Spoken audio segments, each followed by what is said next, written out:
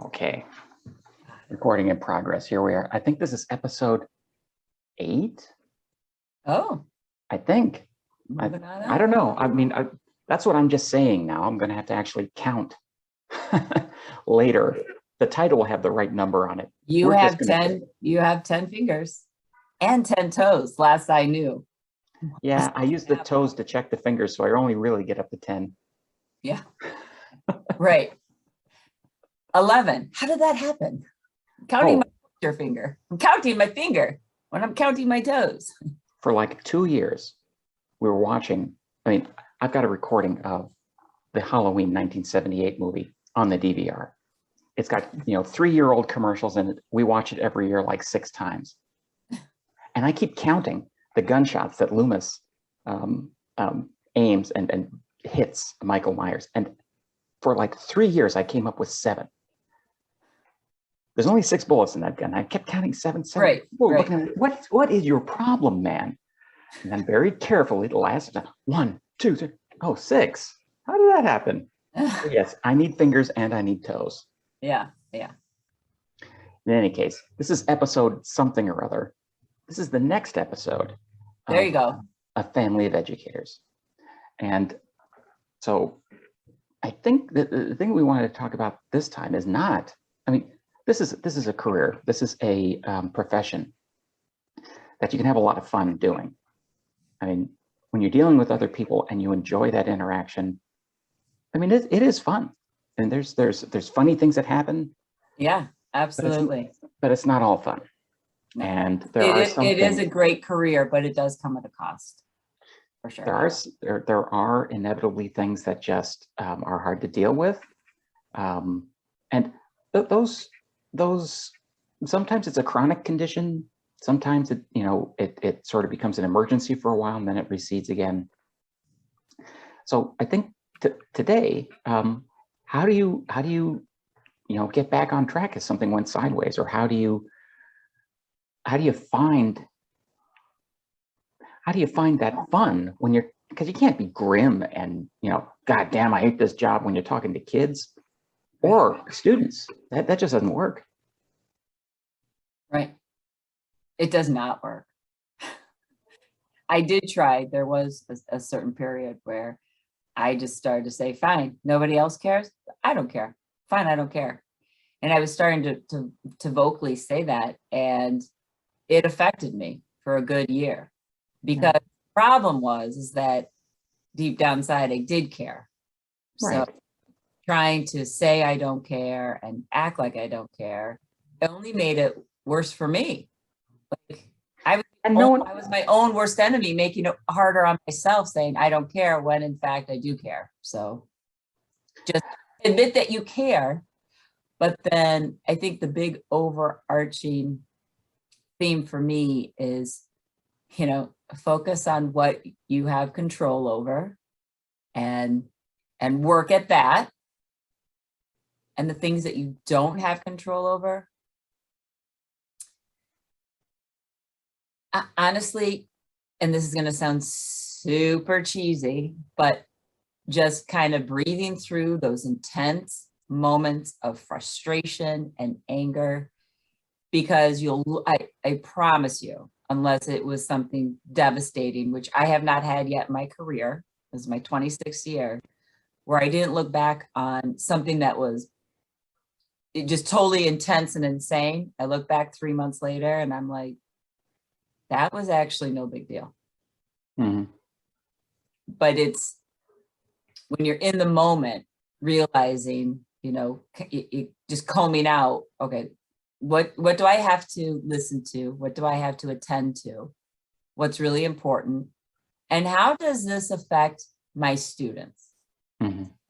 The first filter, how does this affect my students? Is what I'm being told something that's going to affect my students? Then it's something I put a lot more effort and attention to. And I have to say, and I think I can safely say the same for you, baseline is that you have to be committed to doing the work. Mm-hmm. Just in education, it is a lot of work.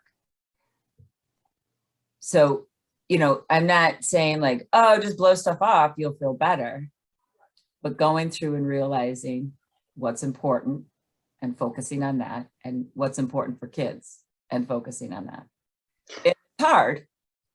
You know, I've certainly gotten better at it now as opposed to, you know, 10, well, 15, 10, even 5 years ago. Mm-hmm. Well, even so, under normal circumstances, the sort of teaching we do is heavily a performance. So there's not a lot of random stuff that goes on. There is, and it's not all planned to the word, but there's a persona that is sort of well fleshed out. I'm sure that pre-K people definitely sort of need a predictability about, you know, how is Ms. Pickett going to behave, you know, when something happens. 100%. And that would be in every grade. Like, if I'm not consistent and predictable, there is no way I can build a relationship with a student. And if I can't build a relationship with a student, we're not going anywhere. That's right. Now, it's harder, and no one really expects these relationships to build in a large lecture classroom with 150 people in it. Right. But I do rely on this. It's an implication. It's like a psychological trick.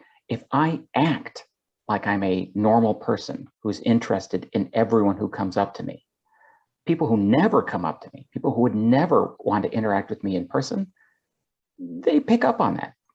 And even if they never actually interact with me directly, it is the sort of the climate of the classroom, not the individual sort of what storm happened this day or what disaster, but that sort of calm, helpful. And on my side, it's just this sort of slightly goofy, sort of not quite with it character who knows a boatload of science, but isn't quite aware of who the Kardashians are. Please. This podcast is over. Goodbye. I said it was an act. Yeah. Yeah. Yeah. I do not keep up with them, but I know who they are. Yes. Well, that's half the battle, just knowing who they are. Their dad was on the OJ Dream Team.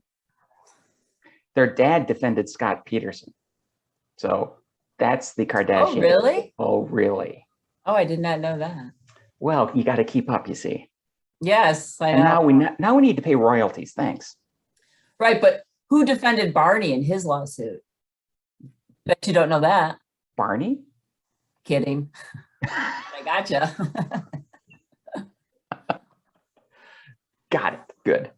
Yeah. So, but that persona, I mean, and then there are things that, you know, there are any number of things that happen, like, you know, you make an offer on a house that doesn't work out. Okay, how is that going to affect my morale in a classroom? So it is a ridiculous effort to wall that off, to make sure that at least the adults I'm talking to realize I am an adult, and I am a person, and I'm not just this machine that is in front of them for 150 minutes a week. But it's not warts and all. It's not, here's the thing I'm depressed about. And there's plenty of things to be depressed about. Like, hey, haven't gotten a raise in 5 years. This is a great profession. Yeah. As a matter of fact, my union just decided, just asked the Public Labor Relations Board to declare an impasse in negotiations for the next contract. So yay me. We'll see what a disruption this is going to be. Yeah. But that's not something that you take and you put in front of students and say, look, the dean is a dick. Right. The dean has been screwing over every one of you, and here's how you march down to that office. No. Right. It's, well, okay, so where were we? But that takes an enormous effort to keep that performance, because it is a performance, and it's absolutely. I mean, and that is part of the exhaustion and the exhilaration, because again, it's that classroom environment where you're building a buzz, you know. Yeah. And when you start out as teaching, you know, you are literally faking it until you make it, and you will make it, but it helps to fake it because it creates that buzz and that trust until you feel comfortable enough to even know what end is up. I mean, those first couple of years, I was just like, I don't even know what happened today, but the kids got home. Yes, exactly. So it is critical that gets sort of walled off, and it doesn't really affect what actually happens in a classroom, because what happens in a classroom is too delicate for those sorts of perturbations. But still, I mean, you can't just ignore it for, 8 hours a day when you're working, and then, keep it from affecting, your family for the next 8 hours and just sort of have nightmares all night. That's not going to work. Long term, it won't. No way. And I will say, so yes, my personal life, I keep it out of the classroom, but problems within the classroom, and I've just started probably really doing this the past 5 years, like the classroom's getting chaotic and I can hear my voice getting louder, and I can feel the stress bubbling, and I will stop and say, I'll stop and say, I have to take some deep breaths. I'm feeling really nervous. My stomach is a little upset. I can hear my voice getting louder. So I'll let them know within the classroom what kind of, imbalance there is or problem, and then do that self-talk so they hear. And so then when I've said, well, I'm really upset, I'm sweating, my stomach hurts, I feel like I'm talking really fast. So then when they're having a problem and upset, and I say, does your tummy hurt? And I can feel you're really hot.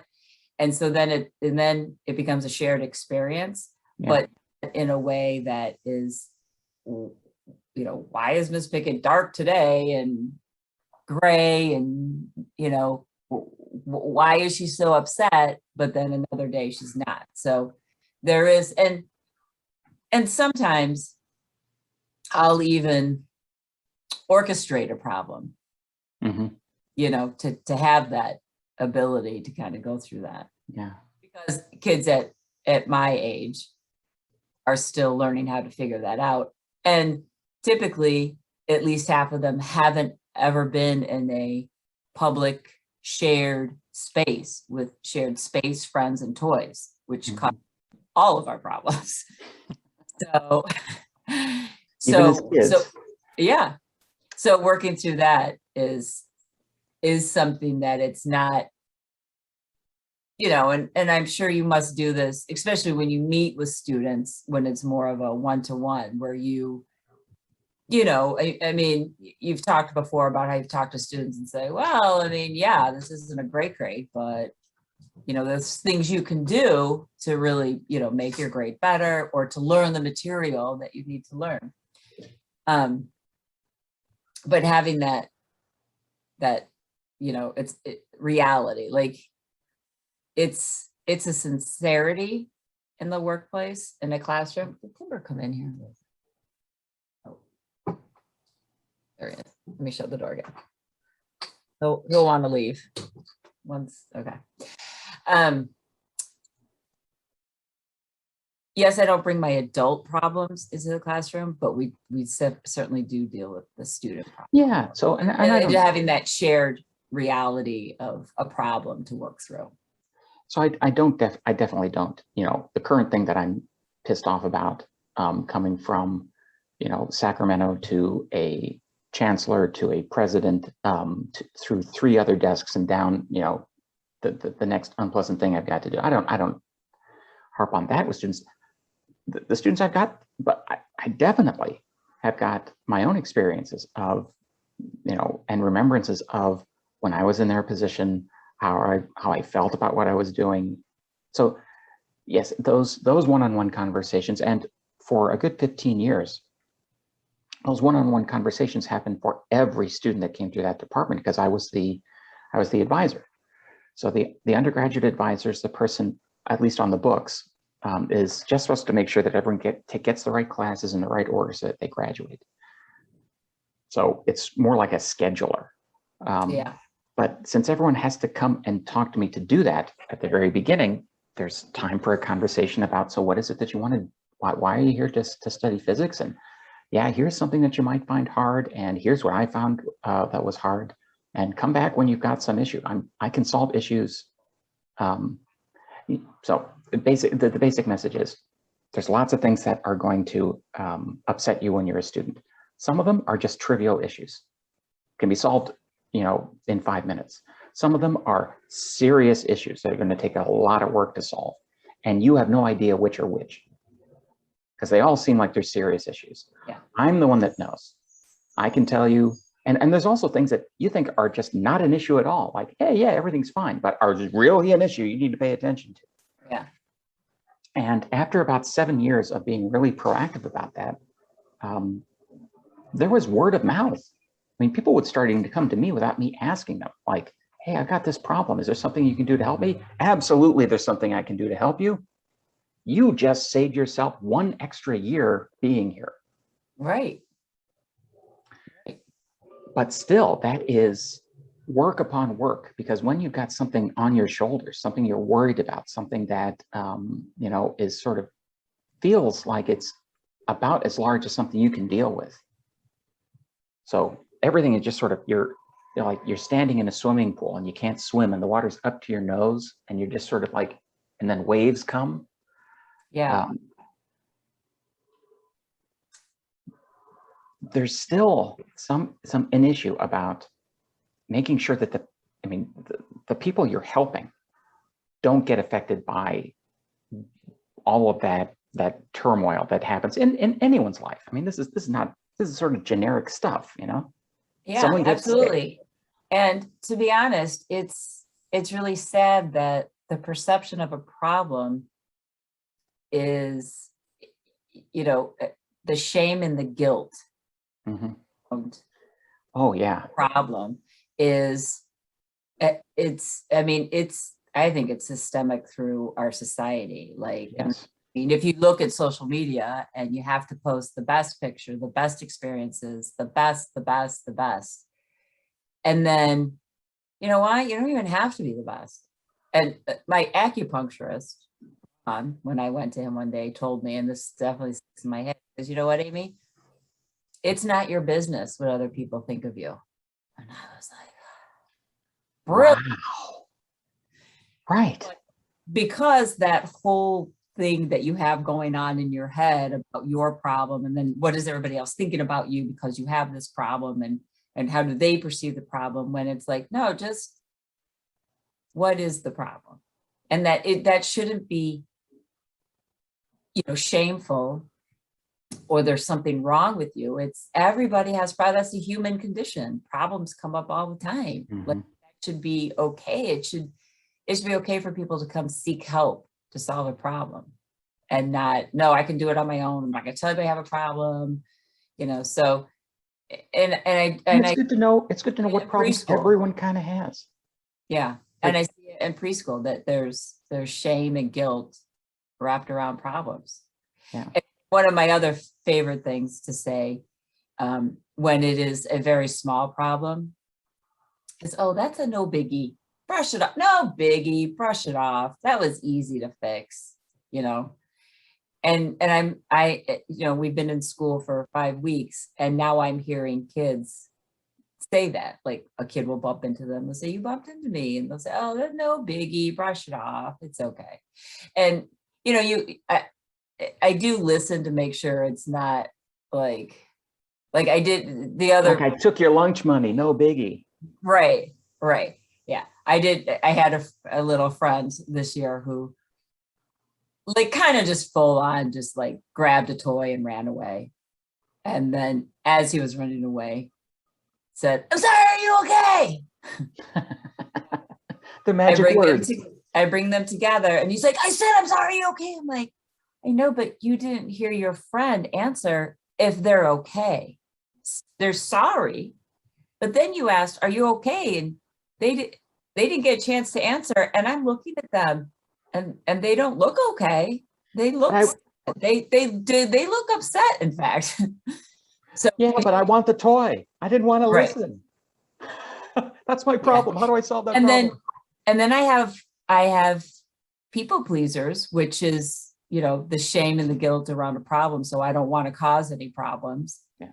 So the child who grabbed the toy, I explained to them, say, oh, you wanted to play with that toy. Uh-huh. Well, you ask your friend, can I play with that toy? And I immediately turned to the other friend, and the people pleasers are like, sure, go ahead. I'm like, no, well, you can say sure, and you can share the toy, or you can say in a few minutes. So then some of them are like, eh. So there is that power of being able to stand up for yourself and say, well, I'm playing with this toy, but you can play with it in a few minutes.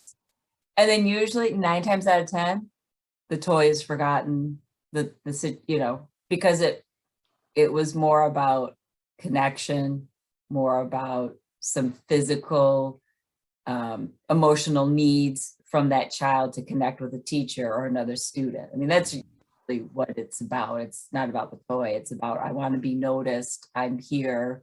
Am I safe? Can somebody just grab something from me and run away?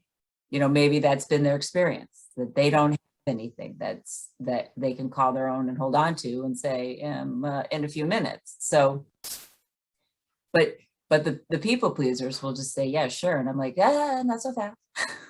You don't have to say sure and give up your coat, you know? So all this is about why it is. So even when you're operating under some psychic load, you know, you got some problem that's extrinsic to the job. mm-hmm. It makes the job harder to do, but it doesn't make the job any less important to do well. So you're stuck between having to work even harder just to sort of stay at sort of ordinary performance. Yeah, right. Just and right. I think getting out of that place, getting out from under that place, I think we're both fortunate. I think a lot of successful long-term teachers are fortunate in that the work itself is so valued and so important to us internally that just doing it well for a little bit, even no matter what else is going on, whatever other problem there is, that is some level of comforting that makes those other problems seem less important or more doable. Yes. Because I did this thing that's super hard that no one else knows how to do and is so important. Now I can go deal with my taxes. Right. Right. Oh, for sure. Like it can be a downward spiral if I have a bad day at work. I have some personal stuff, and it's, you know, I got to have some success somewhere. And my profession is that important to me, that I really do want to do a good job. And then, you know, just a teeny bit, just a teeny tiny bit of some acknowledgement of great work. I mean, that will fill my tank for like 3 years. Yeah. And to dig in and to do harder work and to do more work in my profession. And it's not that I'm looking for the praise of a president or someone, because they don't know who I am. This really is a gigantic machine. And, you know, no one is looking. That praise has to come from somebody, one, who knows me, but two, knows what I'm supposed to be doing. Right. There is that. Nice way to say it. Yeah. Oh,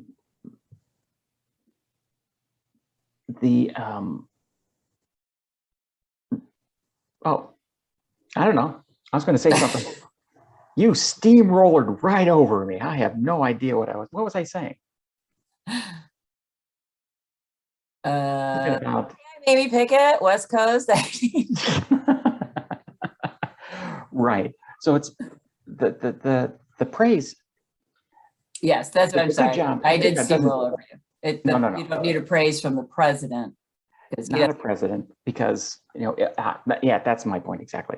I am a cog in a machine here, and the machinery is impersonal. So no one is looking to make my life terrible. No one is sitting on a desk. What policy can I cook up that's going to trip Galen up today? No one is doing that. But it is so impersonal that no one is sitting at a desk wondering, how can I make Galen's job easier because I know how important it is? And we just accidentally get caught in the machinery and get ground up, one way or another. Yeah.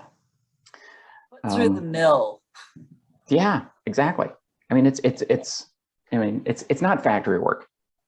Fine. I mean, it's not. It's right. It's not that. But there are a bunch of impersonal policies, procedures, and you have one curriculum or another mandated for you.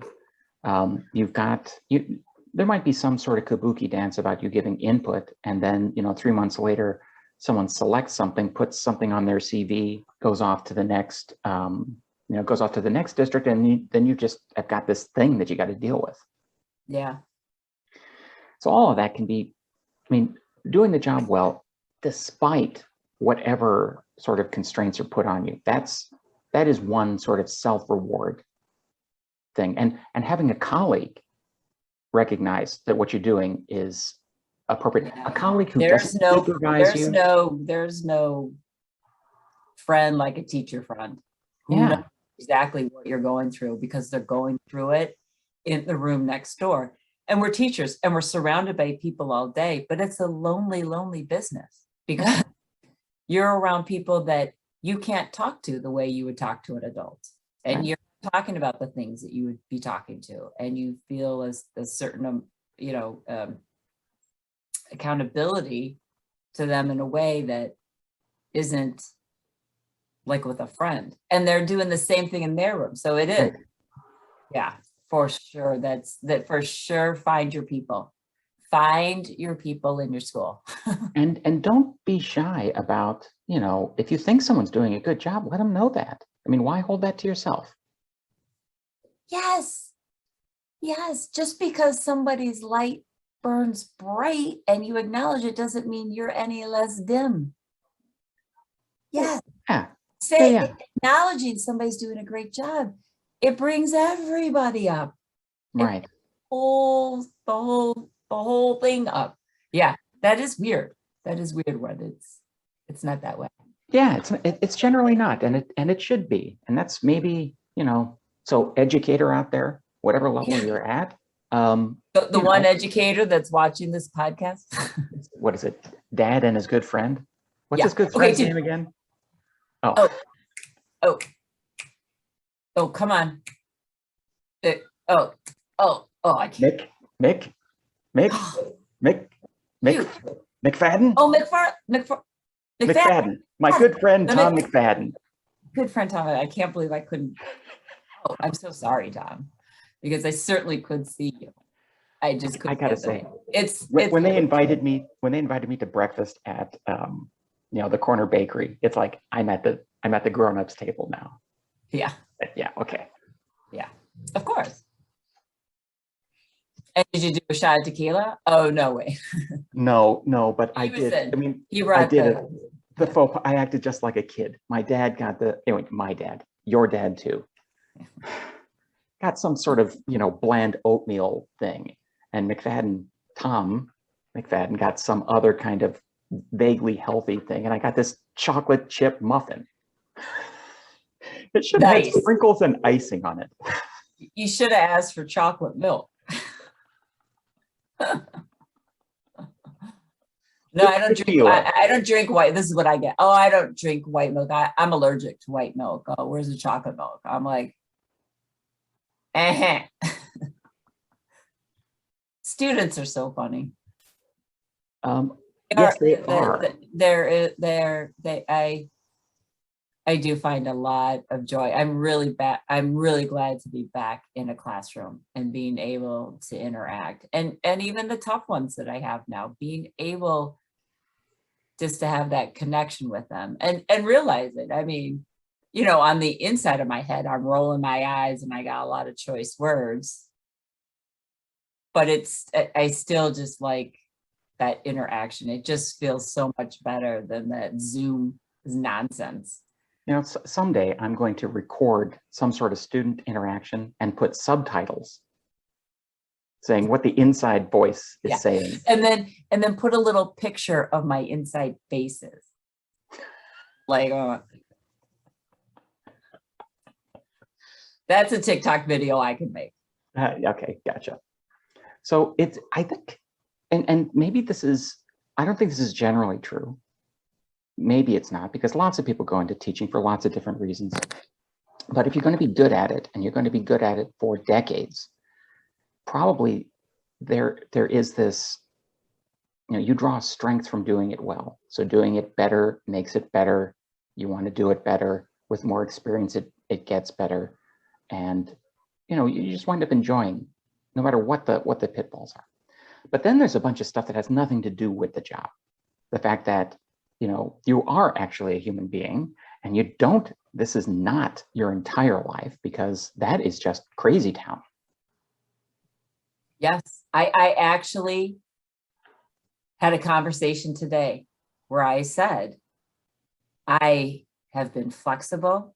I understand what you're asking of me, and I am willing to get this done. But I also have to be true to myself. And I'm not going to take the X, I'm going to get it done, but I'm going to do it to where it's also going to be good for myself. Yeah, I'm not going to blow this next weekend. I'm going camping. Right. Right. Yeah. I mean, and that's been a long, hard road for me, even personally, to say, hey, actually, Amy, you can come first. Like, I haven't said that to a boss, I don't think, until today. She's not a boss, but she's sort of, I don't even know what she is. She's a teacher, but she's here, and I don't know. And I'll tell you, it made me feel better. Yeah. That because I was very professional. I was very honest. I don't have a hidden agenda when I say, I also have to do what's right for me. Yeah. That's very true. And that's okay to say. So early educators out there, not early education, but just being out in general, it's okay to have that balance. And I know it's really hard before you're tenured to feel like you can't have that balance. I don't know, because I certainly, before I was tenured, I didn't even know what I was doing. I mean, I'm surprised I am tenured. I should check on that. But you still work there, right? Right. Did that happen, right? But that is super important in this job, to create that balance. And I know that's kind of a buzz thing now, but it is super true, because you do have a life outside of your profession, and you got a family to take care of. Yes, you know, there's people that are important. Yeah.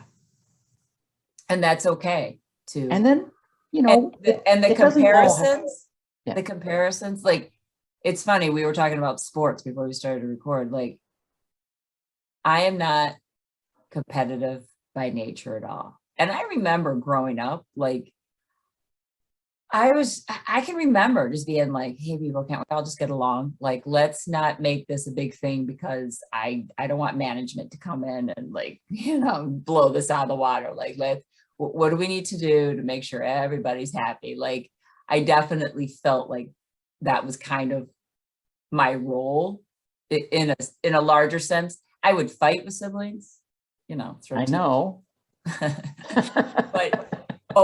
But when we were all together, it was kind of, dear. Yeah, no, let's yeah. No matter what we're going to do to each other, it is what's coming is far worse. Right. Yeah. Right. So yeah, yes. That doesn't prevent someone from taking one final in my profession.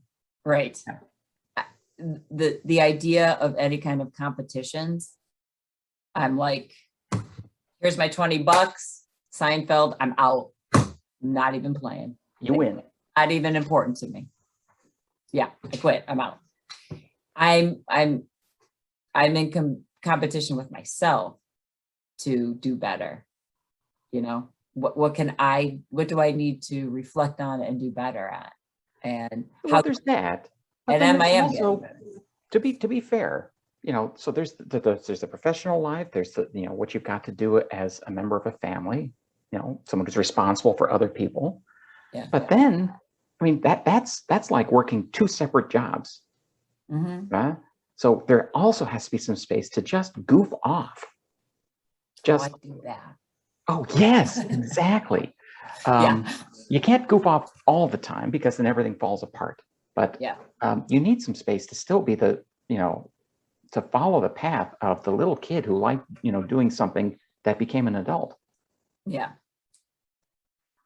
For sure. And that's what's behind me here. Well, what's all that? A bunch of science fiction books. Reading? Really? Oh, reading, really? Really reading, yes. Yeah.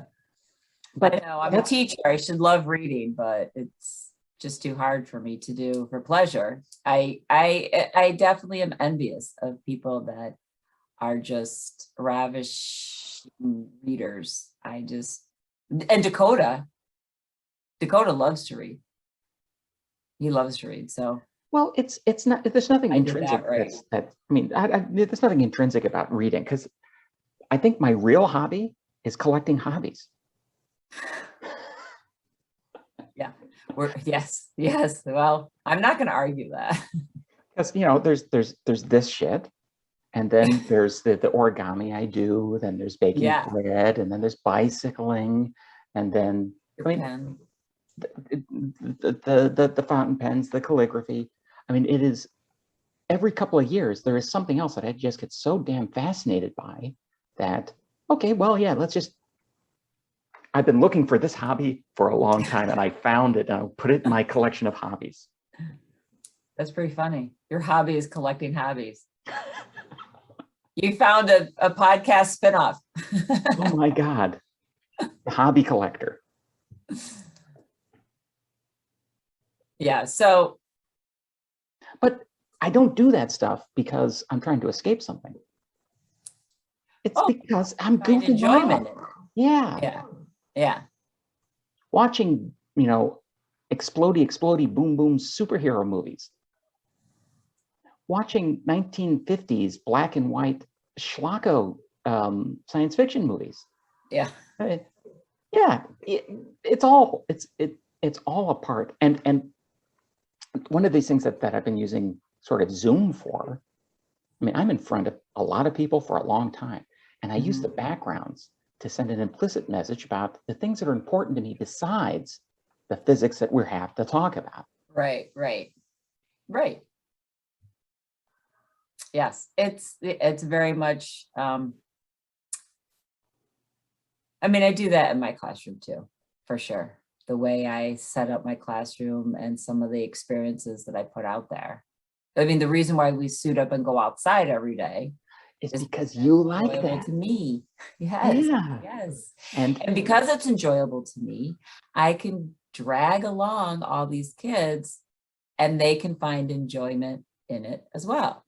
Yeah, and it's not like I come first and all you people can just, you know, you're going to be cold and miserable for the next hour. Tough. Right. It's not just that you're teaching people to like the outdoors. It's that you're teaching people that they can like things. Yes. That life is not just this grim, now I'm going to eat, now I'm going to do homework, now someone's going to yell at me for a while, now I can go to bed. Yeah. Yes. And there are, so I forget, Dr. Arnold, I can't remember her first name. She was talking about the different intelligences. And I do feel compelled and fortunate that I grew up in a family, one where we did have nature and outdoors readily available. Dad hiking and being in the mountains. Dad liked hiking, being in the mountains. And Dad would give us this glorious dead lawn that we could do anything we wanted to. Right. So, because I feel like I am nature smart, and that is something that fills me up and speaks to me and how I view the world through nature. it's just something that I think about because I know my kids don't have as much access to that. So I think of the kid that might be just like me and doesn't get an hour outside to just take sticks and hit them against a tree or actually with sticks. My trick now is because they end up swords and everything. And I try and gauge the play about like between play and safety. But I learned from a teacher, oh, with sticks, I say to kids, oh, I wonder how many pieces you can break that into. So then they're all finding sticks and they're breaking them all into these pieces. I'm like, that's brilliant. They're breaking all the big sticks that can now be used. So now they're having fun making the playground safe. And not for nothing, it is some actually really good small muscle stuff. But yeah. But so just, I mean, so that is part of the reason why I go outside. I go outside because I enjoy it, but I also go outside because I do want them to have that experience about, you know, there aren't good days or bad days. There's rainy days. Bad day. It's rainy. It's cold. It's windy. It's sunny and cold. It's sunny and steamy hot. It's, you know, that's a thunderstorm or, you know, just like so the leaves are going to start to fall and they're going to start to swirl around on a windy day. The sheer glee and excitement and energy of watching 4-year-olds run around the playground, chasing these leaves that are swirling around. I mean, and then of course you bring in all of the vocabulary and science that you can have with that type of experience, because that's the experience you're having, you know, with the wind whipping around and you're seeing the leaves and we do, which is hysterical too, because they want to jump in the pile. And it's a lot of fun. So it's not, it's a lot of teaching is performative and it is an act, but it has to be sort of a genuine act. It can't be completely, totally artificial. And it works. I mean, I think it works best for me anyway, when I'm pretending to do something that I like doing anyway. Yes. So it's like teaching is more like theater drama, where you have to get that emotion out all the way to the last upper tier seat. Whereas in a movie, you could do it all right here because they're watching it on the screen. So that's that theater, everything else is so big, and you know, and that's kind of what it is, where it's just exaggerating the feeling that's there, you know, anyway, but exaggerating it. And yeah, I mean, to be honest, there have been days where I'm just like, yeah, I'm just having a bad day. And you know, the bad days don't accumulate. I mean, maybe you have a couple of runs. And you're right. No, you know, everybody has bad days. You can't beat yourself up when you have a bad day teaching, because that doesn't do any good. There's reflection, which is good and positive, but beating yourself up over a bad day, that doesn't serve any purpose. So I think it's taken me 25 years to learn. So if one teacher out there who's watching this learns. You know, it's one of the most important things that happens over summer is I forget, or even winter break, I forget all of the things that I was upset about. You know, the day that didn't work. And what I remember, all I remember is this sort of vague impression of, yeah, that worked great. I'm ready to go. Yeah. So it's a shame that many professions don't get that kind of reset where you have a systematic way to just stop doing what you're doing for a little while, let all of the stuff that, you know, as a perfectionist, you might want to hold on to just sort of disappear while you're doing the other stuff that either you have to, or you can do, or you want to do. And then the stuff that just sticks in your mind.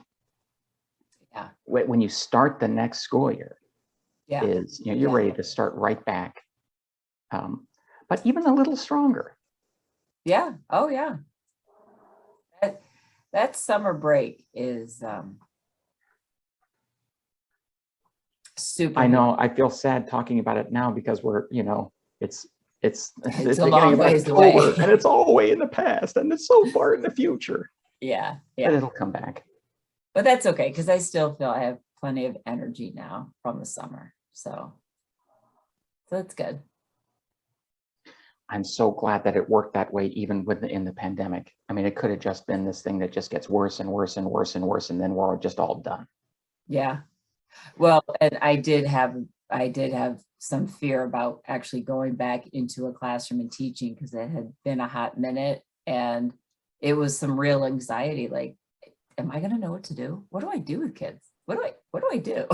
And Yeah, more so than the typical beginning of the year, where it's like, well, I guess I know what to do, because I always seem to know what to do. But this year was a little stronger in that feeling, and yeah. natural. I'm going to face that in January, because I have not been back in person yet. Right. So you're going back in person in January? Assuming that there's no other fluctuations. I mean, there's always an epsilon variant out there ready to do something. Who knows? But for right now, yes. But the plan is everything will be in person, fully in person, no restrictions except masking and vaccinations in January. Okay. So, you know, it will have been, man, you know, Almost 2 years of doing 2 years of doing this in a 20-year career. That's 10%. Yeah. Gee, how are you going to go back into a classroom? I don't know. I'm going to have to do it with a mask too. And, you know, talking with a mask, I don't know how I'm going to do that. That sucks. Yeah. Yeah, that is by the end of the day. And then I have some masks that are better than others. Today's mask was not good, because I kept having to pull it up, and it didn't have the bar. And I mean, it was cute, super stylish, but didn't work for shit. Perfect. Like a pair of shoes that just aren't good for outside recess. Correct. That is why I bring in snow boots, and I faithfully change into them, and I faithfully change out of them.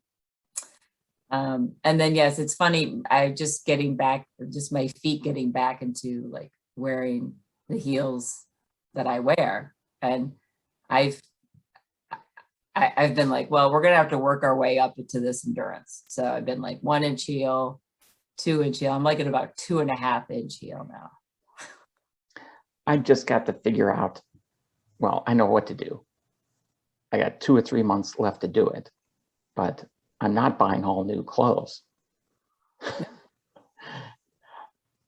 I mean, my belts are on the last because you're loop. putting them on again for the very first time. I'm not going to cut more holes in my belt. Oh, so no, I had that issue back in August. I was like talking to my husband, like, no, listen, Linda, this is serious. I can't fit into any work clothes. Like, I need to be serious right now, which thankfully I was, and now I can fit into clothes. So that's good. Although I do have a healthy supply of yoga pants. So, you know, if things take a turn, I can still get to work. Okay. Well, I mean, sweats. I mean, I can do sweats. Sure. I'm not doing them now, but I'm not going to prove it either.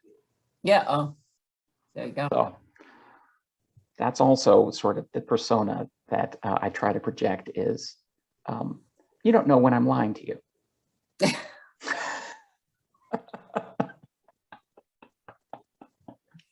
Yes. Well, again, fake it till you make it. Yes. Within that, there are some mistruths that I tell students to help them fake it till they can make it. Yeah. Some of it is like, we're going to get through this step, and we're not going to worry about anything else right now. So maybe for another conversation, the truths that are sort of hidden in what you actually say. The actual untruths that you say. Yeah, that's a really great like head bubble. This is what I said. Or I think it was electric company where they have the two words and they put them together like Yes. shit. So here's the mistruth and here's what I really mean. Yeah. But it's well intentioned and skillfully done. Yes. Yeah. Yes. Okay. I think we're cool for this one. Yeah. Okay. Goodbye, recording. See you. Bye. Bye.